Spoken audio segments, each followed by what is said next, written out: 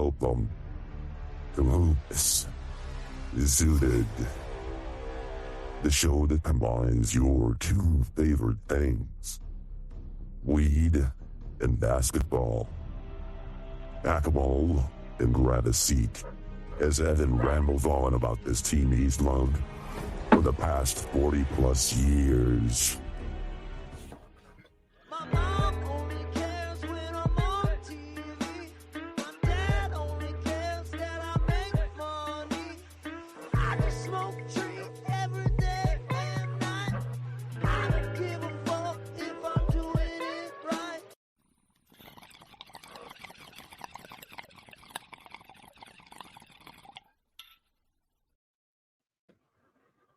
Welcome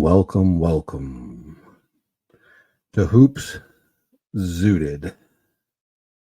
I'm your host, Evan Moore. And last time I saw you, I was talking about how Darvin Ham was a terrorist.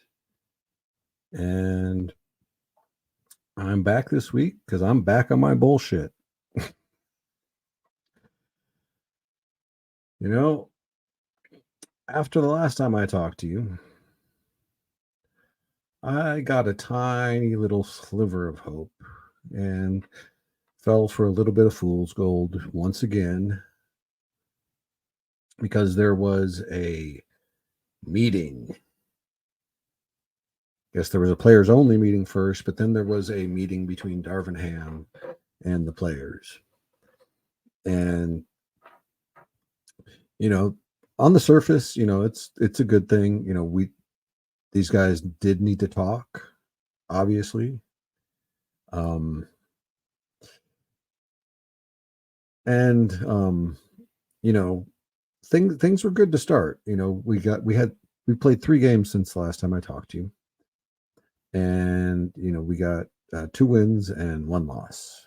You know, the 2 wins were pretty nice, even though they were close games. You know, we beat the Clippers, making us 2-0 against the Clippers this year, it's a nice thing. You know, I broke that streak finally, and now here we are 2-0 against them.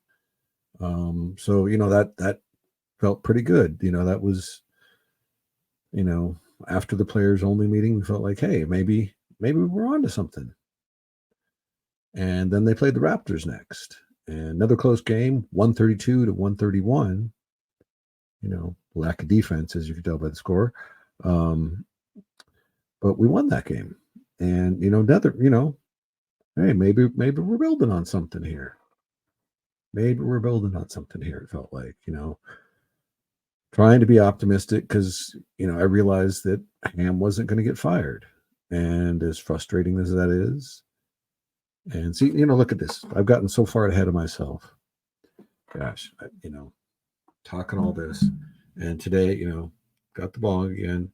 And, you know, as you can see, it's a little dirty because I'm still pissed off this week. I was going to clean it, but I'm just, anyway. I get pissed off. I neglect little things like that. Anyway. So it's your fault, Darvin Ham. So anyway, this week I've got a little bit of cherry AK-47 because I'm going to be spraying all over the goddamn place. I've got a lot to say. You know, as you can see above the banner at the bottom, you know, fire up the weed and fire Hamhead. You know, I'm so frustrated by this. And like I said last week, I feel like he's the tumor that needs to be removed before this team can heal. So anyway, we left off with us talking about the 2 wins. So I think that's a good pause here before I get into the bullshit. And we're going to play a little music. Let me take a couple hits and try and chill the fuck out before I go on this fucking rant. And just give me a sec.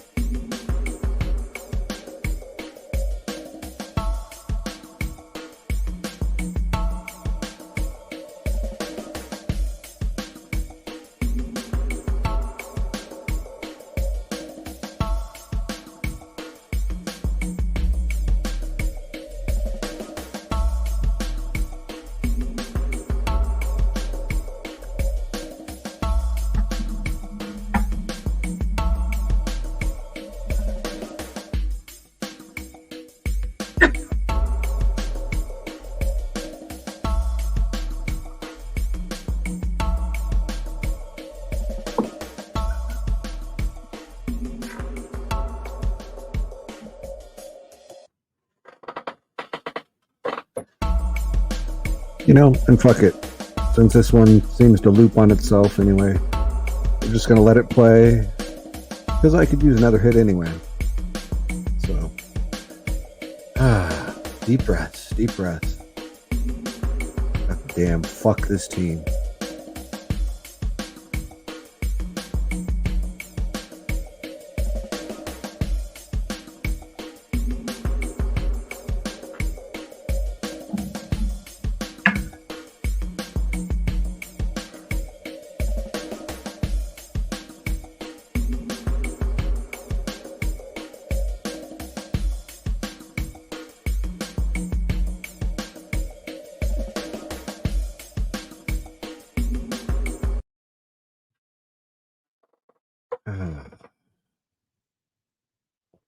That's a little bit better. Okay.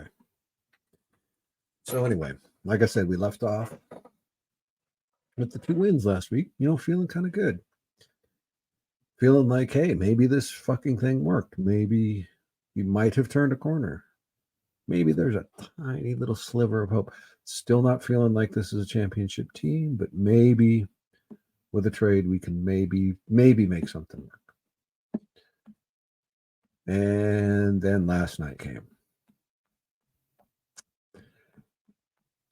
And it was a backslide in a lot of ways. It was a backslide defensively and offensively again.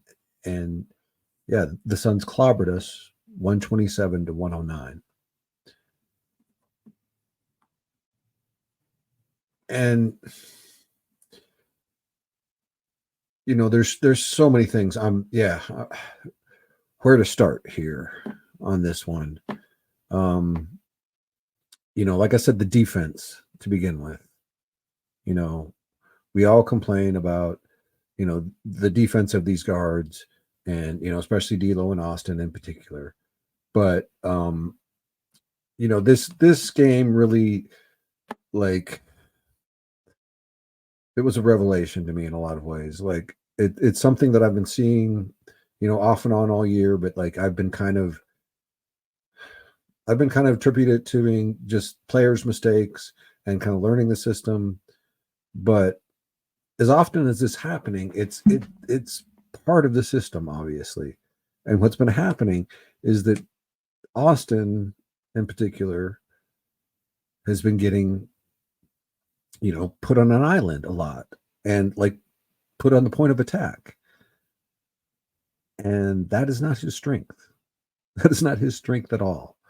He's 6'5". He's not that broad-shouldered. He's not that, quick in the feet. This is a terrible idea for maximizing what you have with a player. This is asking a player to do things that he doesn't normally do. And this is, like I need to jump in here also, and I need to give D'Lo a bunch of bail. What D'Lo said still, gets under my skin in a lot of ways. And, it's the kind of thing that like I wouldn't want to hear from a teammate. But that being said, with this revelation that I've had, I have to give him some freaking bail, because he was obviously being misutilized too. He was being asked to defend, point of attack, and that's not his strength either. So D'Lo, I apologize. I owe you an apology for that. Still have an issue with what you said. You said the quiet part out loud. You should have just kind of kept that to yourself. It's a frustrating thing. I want to believe in you. We need you for this team. But yeah, I had to say that. You deserve a little bit of bail for me. Because yeah, I was a little harsh. And what this also tells me is, I also have to like cringe and give Pat Bev some credit. He said last year after being let go that he was a spoon being used as a fork. And a lot of us kind of laughed at that and like, said, yeah, whatever. But seeing what's happening with this team, he was obviously on to something. So yeah, Pat Bev, I owe you an apology for talking smack last year about that. You were right. And that fucking hurts to say. But in all fun, love Pat Bev, love his game and love his mouth too. So it's all love. But god damn you. Anyway, and so this team meeting worked, I guess, for like 2 games, but I mean that was a backslide last night. That was a complete backslide. And I understand Christian Wood, he had a migraine last minute. He was out. That was a big blow. And Jackson Hayes, oh my God. Jackson. You're a good athletic kid, you mean well, but just you still got a lot of work to do on your game. You're still pretty raw. And, in all honesty, like you should be like 3rd string. And yeah, we need another center, another big. So, that's still tough. But also like more I think about it too, like a trade is just like shuffling the deck chairs on the Titanic at this point. I don't see what we can do until we get rid of Ham. I don't trust that any new trade we do isn't gonna have the same problems with just different mix of characters. So it's yeah, I don't, here. Excuse me for a second. I need to take another hit. This shit's like I said, I'm gonna be spraying everywhere today. And I guess burping a lot apparently too. But just let me take another hit here.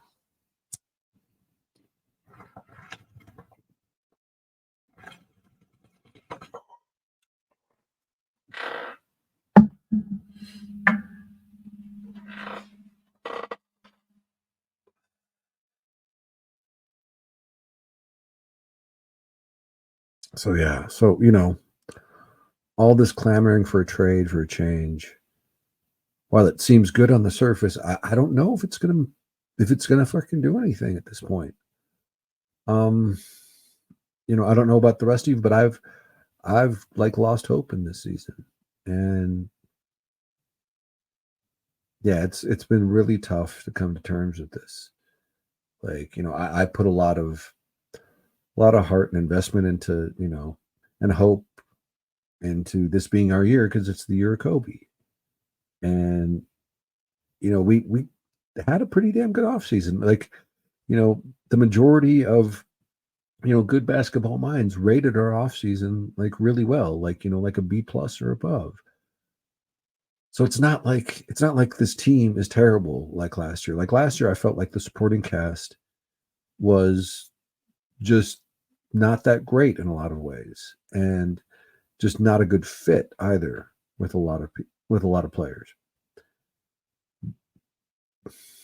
But this year I feel like this is an underachieving team, and it's not an underachieving team completely because of players' fault. It's mostly because of Ham's fault. I feel like he is underutilizing these guys because he's not only been asking D'Lo and Austin and even Torian Prince I can throw into this to be defenders and to occasionally go point of attack, but he's also asking defenders who can actually do that point of attack, like Vando and Cam, to be more offensive players.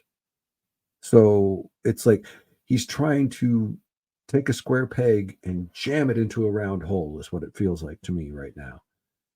And there's a myriad of problems that kind of need to be addressed. And I don't know if he sees it. I don't know if he sees the forest for the trees at this point. So it's really, really, like I've got a really doom and gloom outlook for the rest of the season. Yeah, and it's tough to let this go. Like, like I said, I had high expectations for this season. So, but like I said, I still feel like Austin is being unfairly scapegoated in all of this. Like, it is really ridiculous that he gets left on an island. Like, for example, last night, at least almost a half a dozen times it feels like, or I have to go back and rewatch to make an exact count, but it felt like at least about a half a dozen times where he was left completely alone guarding KD. Now, like, how make that make fucking sense? A 6'5" guy, spindly, who KD can fucking shoot over the top of dudes that are 6'9", 6'8". Like, well, why are we like? What are we expecting him to fucking do, realistically, without some fucking help? And to have him guarding him point of attack too. That makes no fucking sense. Like, that's just asking for trouble.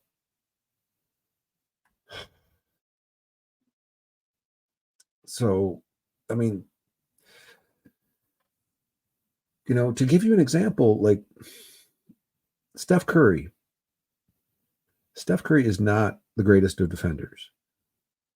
And Steph Curry often gets cooked a lot of times on the court. But the Warriors do a good job of scheming to help him out so he is not getting cooked as often.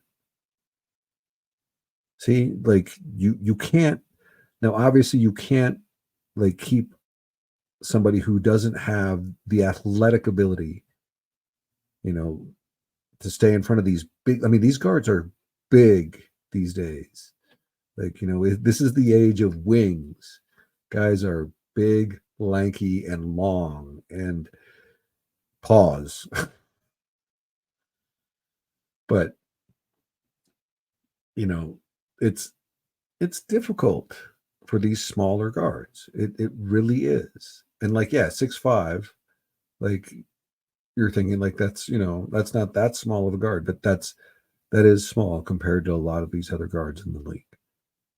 So you have to take that into account. You have to understand there are limitations, and you can't stop that kind of stuff, but you can mitigate things and make it work a little bit better in your favor. And that's what's not happening right now. It's happening way too often where he gets left on an island.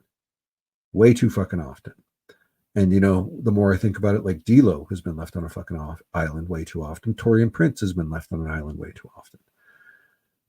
And I love the idea of a team that can just be switchable and amazing, but like, we are not Orlando.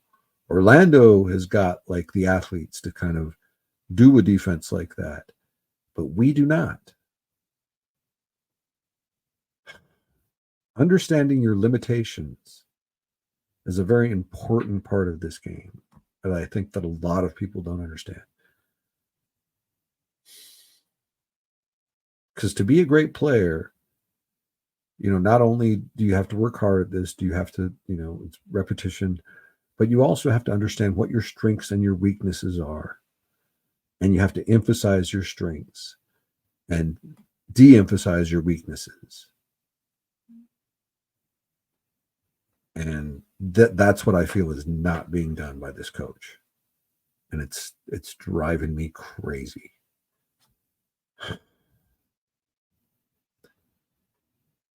And D'Lo keeps, reiterating in pressers that the roles are still unclear. Like, what are we supposed to make about that? Almost halfway into the season, and these guys still have trouble knowing what the roles are.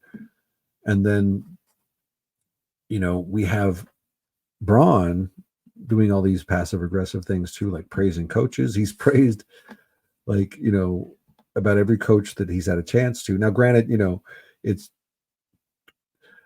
Coach Spo getting paid and then, Coach Belichick retiring, so it's like, you can say coincidental, but like just the way he heaps praise on this, and we've never heard him heap this praise on Darvin. It makes you wonder. It certainly makes you wonder. And then,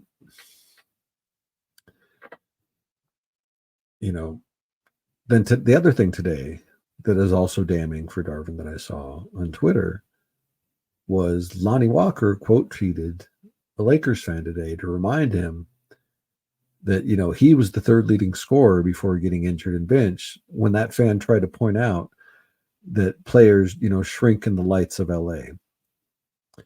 So, he's kind of sending a not so subtle message to our coach, in my opinion, with that one. So like, and again, this is subliminal stuff, and, maybe possibly I'm reading a little too much into it, but come on, man. Like, once is a coincidence, but these things just keep popping up everywhere. Pat Bev, Lonnie Walker, like, it's, I don't think it's a coincidence. I don't think it's a coincidence.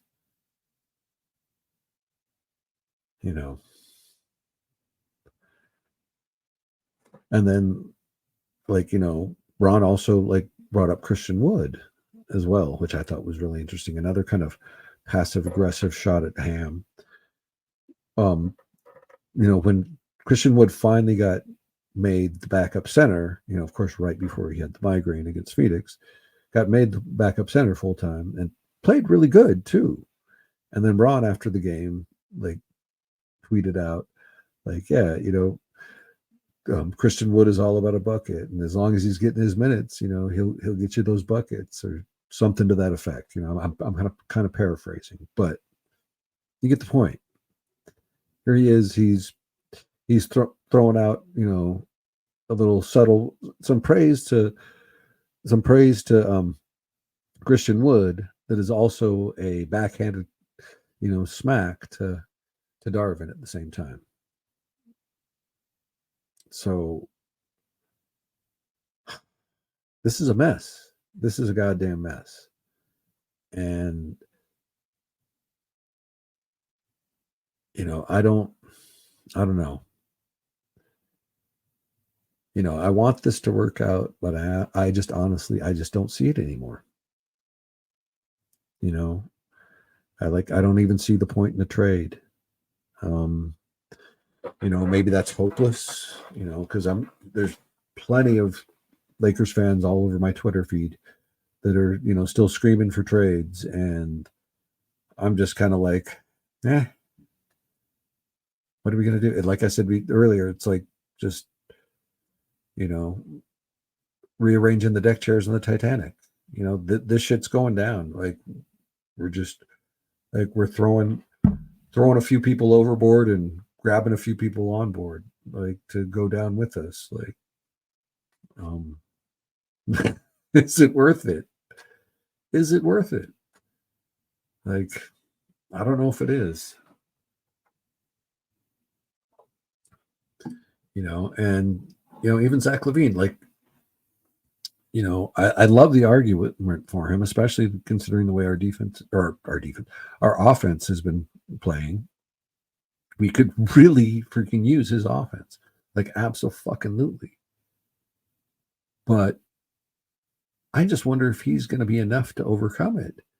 And I wonder if, there's some sort of rift of like him getting under Ham's, getting in Ham's doghouse, and, him getting benched or something. Like, I mean, 40 million guy will bench him. Like, maybe I'm just, I'm being a little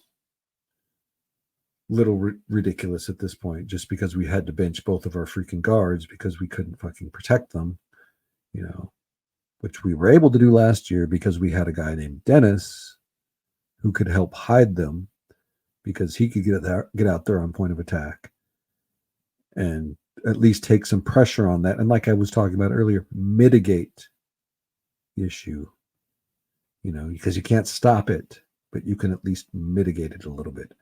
So anyway, so I'm just not sure. I'm really not sure. Like I feel like the season's probably about a like 99% probability of being cooked. I feel like it's gonna take a miracle to save it. Like I really, I've lost hope. I lost hope. I don't know about the rest of you, but like, yeah, it's pretty bummerville for me. Because like I said, I put a lot into this season. I wanted this one. Like, 2020 was special to me. And like, I tweeted out like in fact, like an order of like the 11 championships I've seen.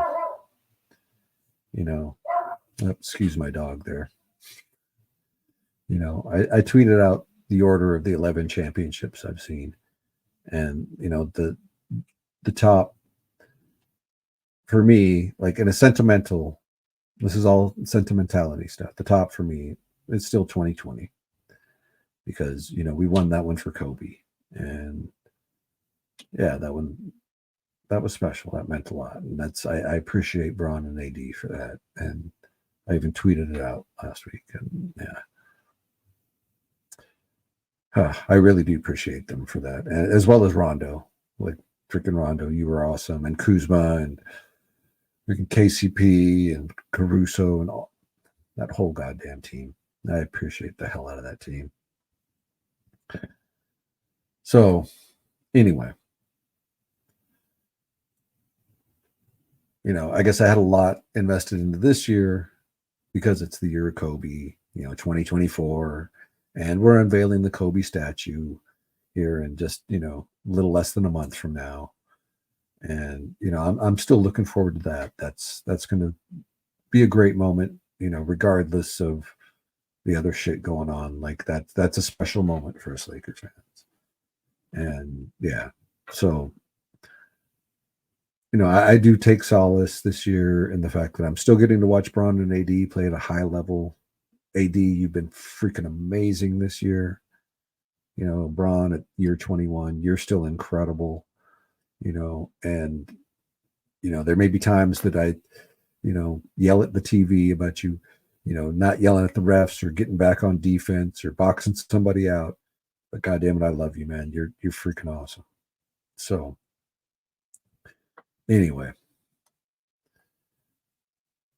let me play a little bit of music, and then I want to dip into a little something. As I've been a Laker fan for 44 years now. And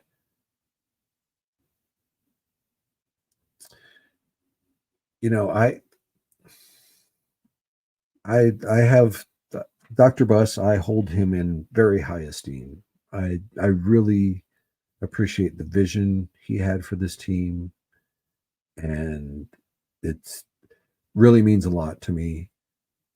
And it's one of the biggest reasons I'm a Laker fan. But we also have to be honest with ourselves about Dr. Buss,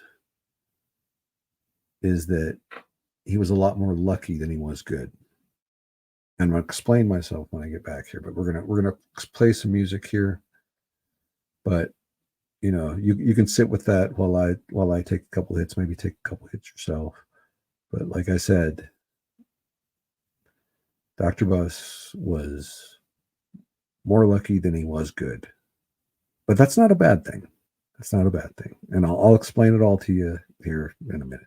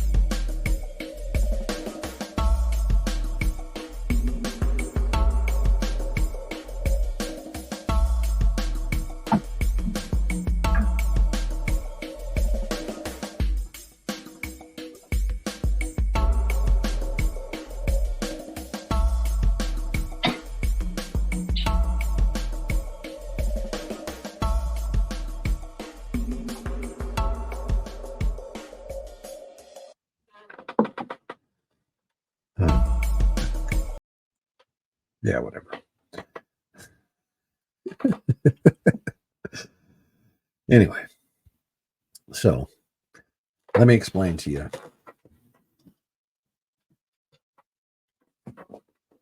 You know, like I said, I appreciate Dr. Buss's vision. Like, you know, he's always, you know, treated the players well. He's always, you know, been about, like, you know, making this, you know, about entertainment as well as, you know, good basketball. And, you know, I appreciate him for a lot of things. He's, you know, this franchise is, in my opinion, the greatest franchise in modern sports history. And, you know, obviously, like, you know, I'm sure a lot of Europeans will want to debate their football clubs against me. And I don't know enough about your football clubs to have a good enough debate with you. So, you know, whatever, if, you know, but, you know, I feel like I've got a pretty good argument with, you know, any of my, you know, compatriots here in America that will, you know, try and argue about any of their sports franchises here in America. So anyway, now my point about Jerry is that, you know, he got lucky that he got the first pick and got Magic. You know, got lucky that he inherited a team with Kareem already. You know, inherited, you know, bought a team with Kareem already. You know, and he's really lucky, you know, for, you know, being able to draft Kobe and, you know, land Shaq as a free agent, land LeBron. Well, sorry, LeBron is Genie's credit, and, you know, and Magic gets a little credit for that too. But anyway, you get my point. So, you know, he's been very lucky, very lucky. You know, we've been very, very fortunate. But there are three great minds that I've always looked at, you know, behind the Laker organization that don't get talked about enough for what they really did for this organization. And the first one for me is at the pinnacle of it, and that's Jerry West. This man gave more to this organization than probably any Laker in the history of this organization. Like, this man gave his heart and his soul to this organization, and I love and appreciate Jerry West for that so damn much. You know, he in the 70s, you know, put his heart and soul into playing, and, you know, took so much pain against the Celtics. I mean, so many losses, and he turned that around into probably one of the greatest general manager positions to, you know, to ever hold that position. Like, he was incredible. You know, he's the one who drafted Kobe. He always understood how to keep a competitive team on the floor. And, you know, ever since he's left, there's been a slow deterioration. Now, thankfully we've had, you know, things that have held it together despite a lot of that, you know, like after that happened, you know, things like, you know, Phil comes back with Kobe, and, you know, then we have, you know, LeBron coming to us, and, you know, so it's like we get lucky again. But it's not because we've been good and doing all this good scouting and have all this, you know, great talent around us to, you know, like we used to have when Jerry was here. Like, so Jerry, like, he's the pinnacle to me of, you know, the guy who we really need to be giving so much credit for this organization, right next to Jerry Buss. The two Jerrys, like, this franchise is great because of the two Jerrys, and mostly because of Jerry West's hard work, in my opinion, and his dedication to the game and his love of this game. So shout out to Jerry West. And now the other two guys are both coaches, and that's Pat Riley and Phil Jackson. And we were too fortunate to have two of the best coaches in basketball history, coach this team, and that helps a lot. That helps a lot. Now, granted, we're the one who took a chance on Pat, and we also helped make him great. But Pat also went on and still was pretty damn great, and in New York, and in Miami, and a pretty damn good executive in Miami as well. Excuse me. But anyway, so like those three guys with Jerry Buss are the ones that I give like the most credit for. And that's been deteriorating since Jerry West left, like slowly. And I like Jeannie. I like Jeannie a lot. I appreciate a lot of what Jeannie's done, and I feel that a lot of people give her too much hate, and I don't really have any hate for Jeannie. I appreciate she understands she understands her dad's vision, I feel like, and that's important to me. Like, and she understands how to treat our stars well, and she usually does pretty right by his fans. She really tries to to give us a winner, and I appreciate the hell out of her for that. And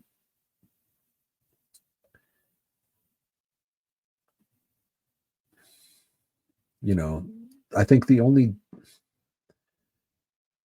the best way to put this, I think, is that there's a difference between Jeannie and her dad, though. And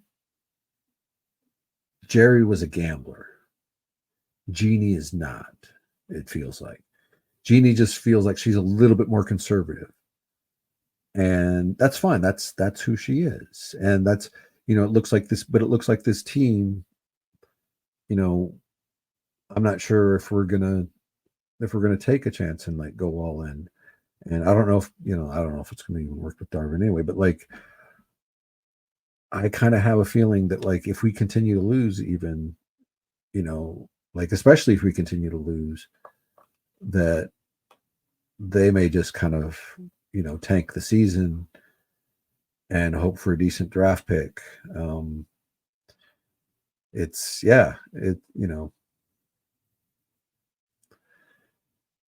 I'm not going to say that like, players are really tanking, but just like, like look at what's going on. It's kind of a, excuse me.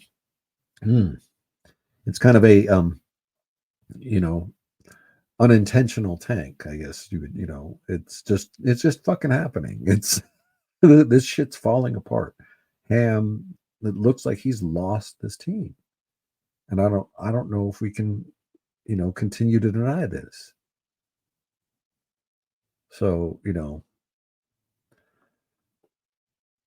like I said, I just don't know if they're going to take a chance. And like, it feels like this season, they really had hoped and planned on like having to make very few changes, maybe a tweak here and there, but like keep this roster as set as it is, because they signed most of these guys to at least 2-year contracts, or like, I think D'Lo was one of the few exceptions because he was, one with a 1-year player, exception, but like, it felt like they were trying to keep this team together for at least the next 2 seasons. So like this was like the bridge to get to a place where we had more draft picks, and then I think they would try and make another big splash play. Which, I mean, I don't blame her on a business standpoint. That makes sense.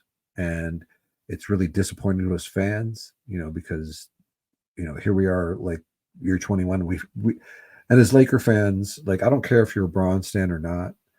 Like I feel most of us Laker fans kind of feel like if we're not winning a chip with Bron here, even year 21, like we're these are failures. And like, we feel like we've had, failure since 2020.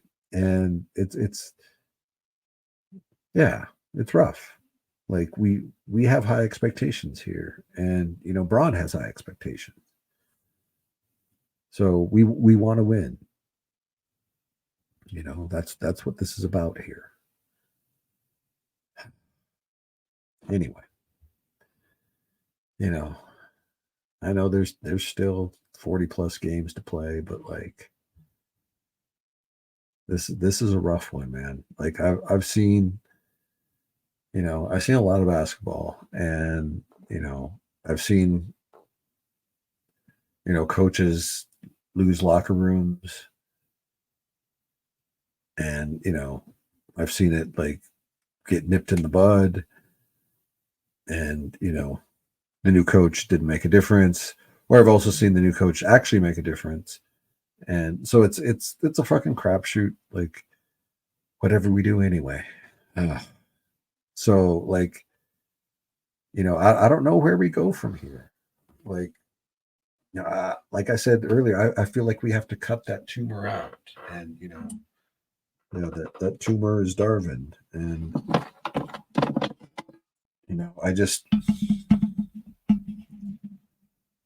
I don't know if we're going to do it.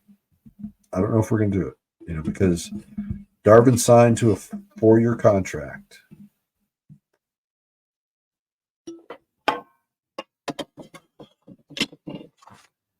So the end of this year is 2 years, and if they fire him at the end of this year, they got to pay 2 years of that contract out.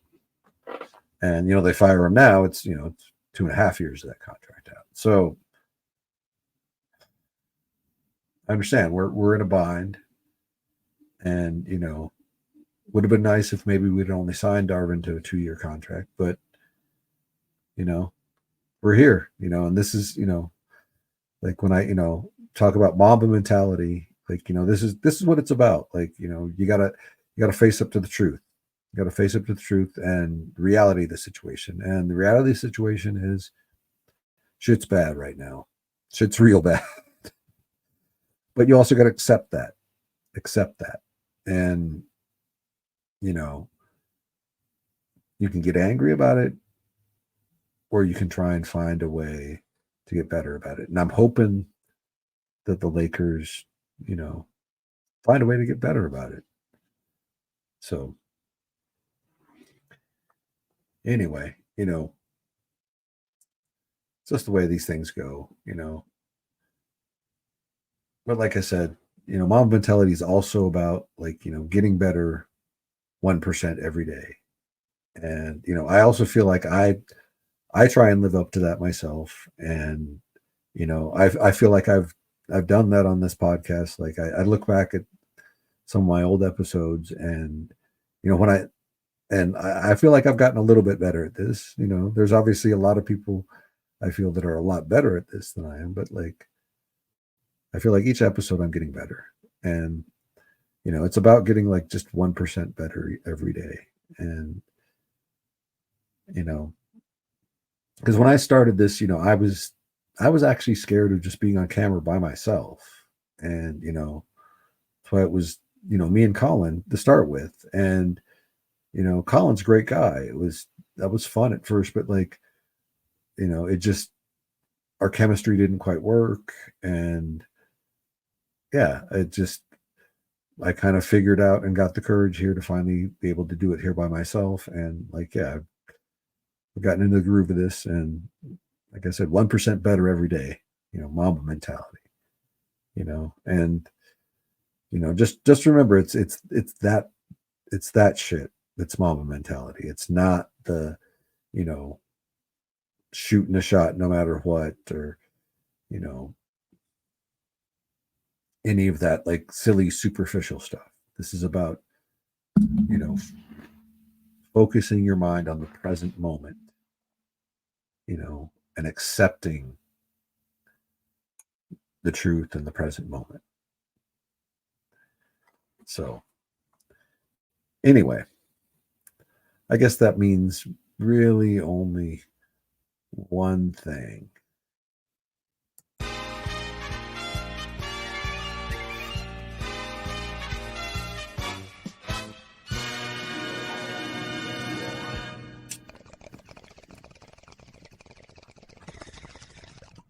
It's time for historical story circle.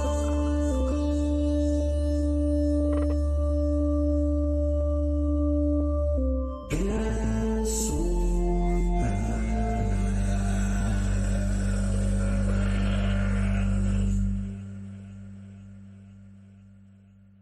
Yes, it is time. It is time. After all that ranting, we can maybe wrap this up on a good, maybe a funny note here, hopefully. So, I have an idea for an interesting historical stoner circle this week. I just like to gather 3 legendary coaches, John Wooden, Pat Riley, and Phil Jackson. And let's go have an intervention with Darvin. And let's get him to get his goddamn shit together. Because he's got to understand that, you know, like, coaching is not about being a dictator. You know, coaching is about negotiating a plan of action with your players. Like, god damn it. Like, this is not high school anymore. These are professionals. So anyway, we'll all sit down, we have an intervention, smoke some, talk some sense into Darvin, and hopefully this shit will get fixed, god damn it. So that's what I want. So that's my gift to you, Laker Nation. Like, so I'm going to do my best to try and dream that, and maybe we could make it a reality. Yeah, whatever. Anyway, it's great to talk to everybody again, you know, despite everything that's been going on. And like, I also want to, you know, big shout out to everybody in Laker Nation. Like, as pissed off as I've been these past couple of weeks at this team, you know, I really appreciate all of you. It's, you know, you guys make this, you know, a lot more bearable. Like, you know, so shout out to Lakers fam. You guys are great. Like, you know, it's great to be able to talk basketball. You know, all of you that talk real basketball, all of you, especially all of you that love to joke with me, like, you know, because you guys can tell I love to joke all the time. You know, I try not to take myself too seriously. You know, I do know ball, but like, you know, I want to make this fun. Like, I'm not some, you know, I'm not some cap guy. I'm not some stats guy. You know, I'm not, you know, an analytics guy at all. I'm not, you know, I just kind of consider myself a guy who loves this game and likes to entertain and likes to have fun. And so thank you all. You know, I appreciate you all for, you know, listening and watching. You know, this has been a great journey. I've been having a lot of fun doing this despite this fucking team. So anyway, stay zooted, everybody. Peace out.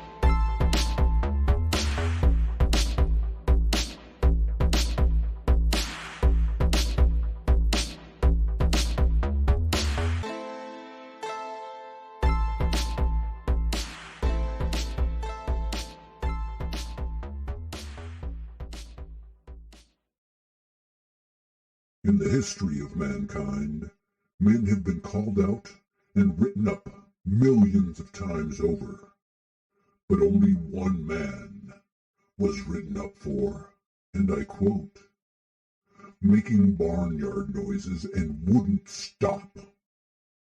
Rest in power, my friend. Washiko.